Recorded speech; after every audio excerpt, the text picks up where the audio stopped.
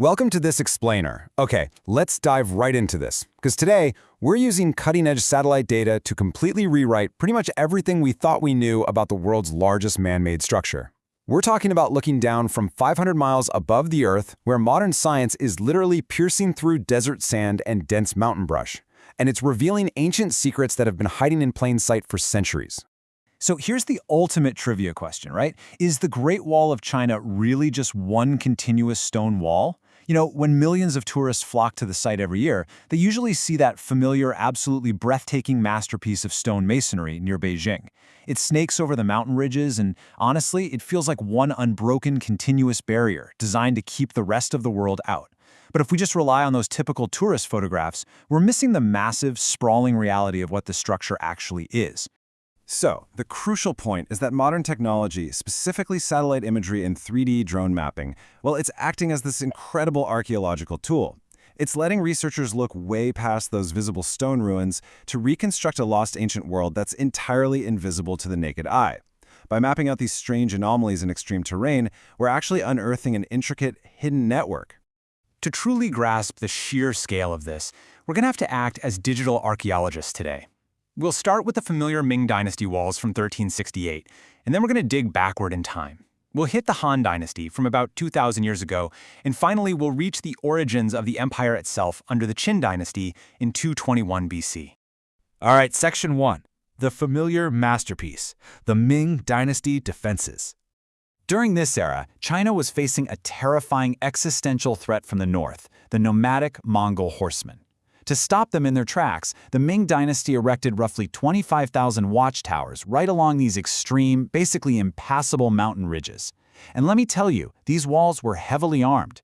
Defenders would actually take a 5-pound rock, hollow the thing out, stuff it with gunpowder and a wick, and roll it right down these custom chutes. They were literally raining explosive fire down onto the invaders. Now, what's really interesting here is what drone mapping just recently uncovered. They found these perfectly formed archways at the base of the wall that were inexplicably bricked up. Well, it turns out these were secret ambush doors. Disguised as a solid barrier, the outer layer of brick was actually incredibly thin, so soldiers hiding on the inside could smash through in an instant and launch a devastating, sudden ambush. The wall wasn't just a passive barrier, guys. It was an active, deadly military machine. Moving on to Section 2. Jiayuguan, the edge of the empire. As we follow the Ming Wall westward, those lush mountains completely give way to the barren, desolate Gobi Desert. And it's here that they drew their absolute final line in the sand with the massive Jiayuguan Fortress. This place was a devastating kill zone marking the very end of the Ming Empire. If an enemy actually managed to make it inside the gates, boom, heavy iron doors would drop, trapping them in this courtyard, while defenders just rained fire and arrows from the 36-foot-high walls and towers above. Oh, and it had a deep moat, too, just for good measure. The precision required to build something this massive in the middle of nowhere is honestly legendary. In fact, local lore says the fortress architect was so confident in his meticulous engineering that he calculated it would take exactly 99,999 bricks to build the whole shebang. And when construction finally wrapped up, there was precisely one single brick left over. Today, it still sits on a ledge there as a monument to their perfect planning. How wild is that? All right, Part 3. Into the desert, unearthing the Han Wall. So for the longest time, experts believed Jiayuguan was the absolute end of the wall. Full stop.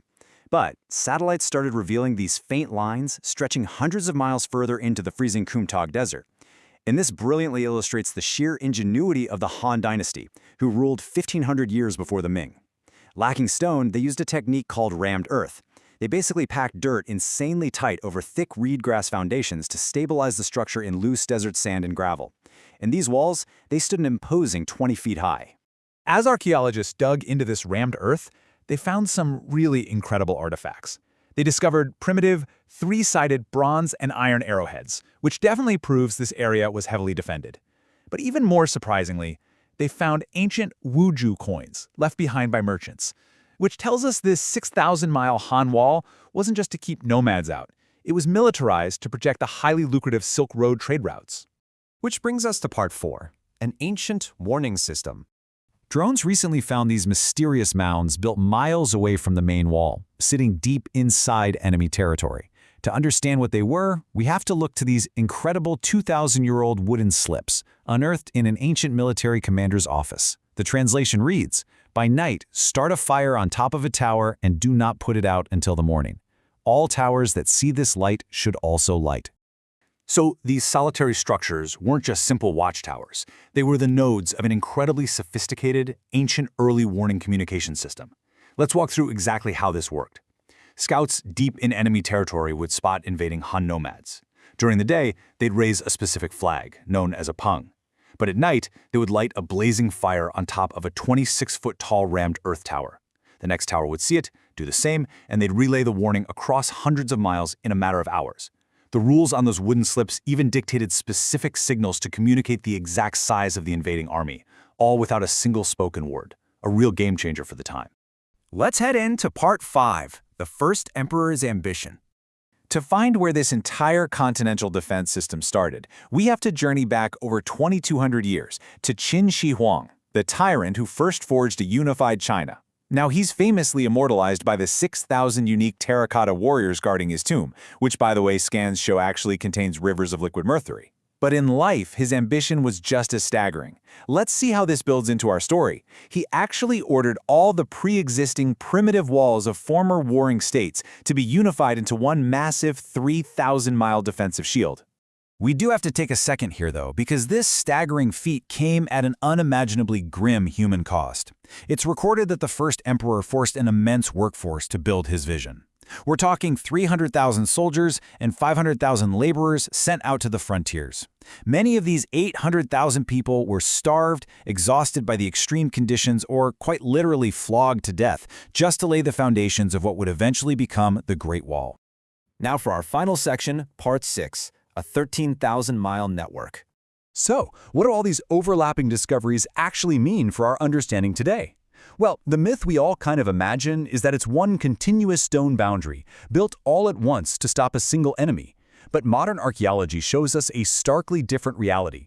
It's actually a dynamic 2,000-year overlapping mesh, from the Ming stone fortresses to the Han's rammed earth Silk Road defenses, all the way down to the Qin's brutal foundations, built for defense, trade, and communication. Factoring in all of these overlapping eras and the newly discovered ruins mapped by satellite and drone technology, Chinese experts have calculated a breathtaking new total length. The Great Wall doesn't just span a few thousand miles. It is an astonishing 13,000 miles long. That's enough to stretch halfway around the Earth, literally more than twice as long as we previously thought. Which leads us with this final, profound thought to chew on. When you look at the sheer scale of it all, knowing it took over 2 millennia to construct, cost millions of lives, and required constant reinvention from mud and reeds to stone and iron, is the Great Wall simply a building? Or is it the living, physical story of China itself, carved right into the earth? I really hope this explainer sparked your curiosity and showed you just how much history is still out there waiting to be discovered. Keep exploring, and thanks so much for joining me today.